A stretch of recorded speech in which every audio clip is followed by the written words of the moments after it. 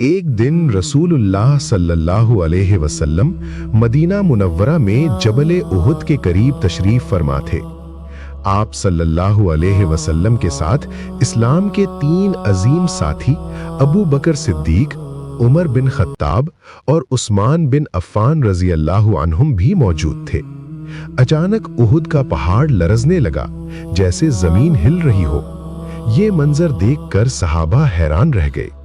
उस वक्त रसूलुल्लाह सल्लल्लाहु अलैहि वसल्लम ने फरमाया, ए उहुद ठहर जा, तेरे ऊपर एक नबी, एक सिद्दीक और 2 शहीद खड़े हैं।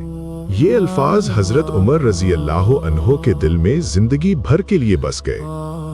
जब रसूलुल्लाह सल्लल्लाहु अलैहि वसल्लम इस दुनिया से रिहलत फरमा गए, तो हजरत उमर अक्सर इस बात को याद करते और अल्लाह से एक खास दुआ मांगा करते थे, या अल्लाह मुझे शहादत की मौत अता फरमा और वो शहादत मदीना में नसीब फरमा। लोग जब ये दुआ सुनते तो हैरान हो जाते। वो कहते, या उमर, अब तो अरब में जंगें खत्म हो चुकी हैं और मदीना दुनिया का सबसे महफूज शहर है, यहाँ शहादत कैसे मुमकिन है? हजरत उमर सिर्फ इतना जवाब देते, अगर अल्लाह चाहे तो कोई चीज नामुमकिन नहीं। वक्त गुजरता गया और हजरत उमर आरे इस्लाम के दूसरे खलीफा बन गए।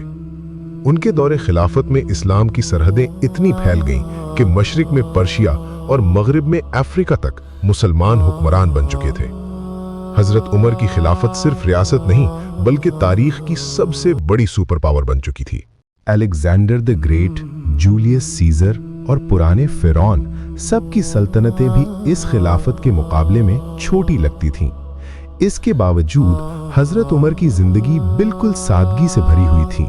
ना महल, ना गार्ड्स, ना ताज। इसी दौर में मुसलमानों ने मिस्र यानी इजिप्ट फतह किया, जो उस वक्त दुनिया का सबसे अमीर इलाका था। जब मुसलमान मिस्र में मसरूफ थे तो पर्शियन एम्पायर को अपनी फौजें दोबारा जमा करने का मौका मिल गया। पर्शियन बादशाह ने अपने तमाम जनरल्स को आखिरी पैगाम भेजा, अगर तुम अब भी नहीं जागे तो उमर हमारी सदियों पुरानी सल्तनत को खत्म कर देगा। इसके बाद पर्शिया ने एक बहुत बड़ी फौज तैयार की। मदीना में जब हजरत उमर रजी अल्लाह अन्हो को इसका इल्म हुआ तो उन्होंने अपने मशहूर सहाबा से मशवरा लिया। हजरत उस्मान रजी अल्लाह अन्हो ने कहा कि अमीरुल मोमिनीन खुद जंग पर जाएं, लेकिन हजरत अली रजी अल्लाह अन्हो ने फरमाया, अगर पूरी फौज एक जगह जमा हुई तो रोमन एम्पायर पीछे से हमला कर सकता है। अली की बात मान ली। मुख्तलिफ इलाकों से छोटी छोटी फौजें रवाना की गईं। इसी जंगों के दौरान पर्सिया का मशहूर जनरल हुर्मुजान पकड़ा गया और मदीना लाया गया। उसने सोचा था कि खलीफा का कोई शानदार महल होगा, लेकिन जब उसने हजरत उमर को जमीन पर सादा लिबास में देखा तो हैरत से रह गया। हजरत उमर ने पहले उसे आम कपड़े पहनने का हुक्म दिया, फिर बात की। आखिर हुर्मुजान ने इस्लाम कबूल कर लिया और मदीना में रहने लगा। कुछ अरसे बाद नहावंद के मैदान में इस्लाम और पर्शिया के दरमियान फैसला कुन जंग हुई। इस जंग को तारीख में फतहुल फुतूह कहा जाता है। इस जंग के बाद पर्शियन सल्तनत हमेशा के लिए खत्म हो गई। इसी वक्त एक गुलाम फेरोज, जिसे बाद में अबू लूलू कहा गया, मदीना आया। वो एक माहिर लोहार था, लेकिन अपने दिल में मुसलमानों के लिए नफरत रखता था।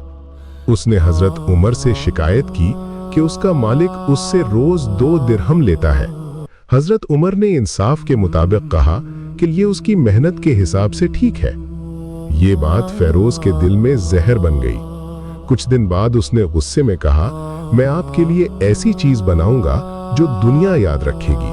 हजरत उमर समझ गए कि ये धमकी है, लेकिन इस्लाम का कानून ये था कि सिर्फ शक पर गिरफ्तारी नहीं होती। आखिर एक सुबह फज्र की नमाज के वक्त मस्जिद नबवी में फिरोज ने जहर में बुझा हुआ 2 धारी खंजर निकाला और हजरत उमर पर हमला कर दिया। उन पर कई वार किए गए और वो जमीन पर गिर गए। फिरोज भागते हुए और लोगों को जख्मी करता रहा, फिर खुदकुशी कर ली। हजरत उमर के जख्म बहुत गहरे थे। दूध पिलाया गया तो वो जख्मों से बाहर आ गया। तब सबको समझ आ गया कि वक्त करीब है। अपनी आखिरी घड़ियों में हजरत उमर ने अपना कर्ज अदा करने का हुक्म दिया। सादा कफन का कहा اور رسول اللہ صلی اللہ علیہ وسلم اور ابو بکر رضی اللہ عنہ کے قریب دفن ہونے کی اجازت مانگی۔ حضرت عائشہ رضی اللہ عنہا نے فرمایا، آج عمر اس جگہ کے سب سے زیادہ حقدار ہے۔ اس طرح 10 سال 6 مہینے خلافت کے بعد اسلام کا یہ عظیم حکمران شہادت کے رتبے پر فائز ہو گیا، ایک ایسا خلیفہ جو طاقت کے باوجود زمین پر سوتا تھا، اور ایک ایسا انسان جو قانون سے کبھی اوپر نہیں ہوا۔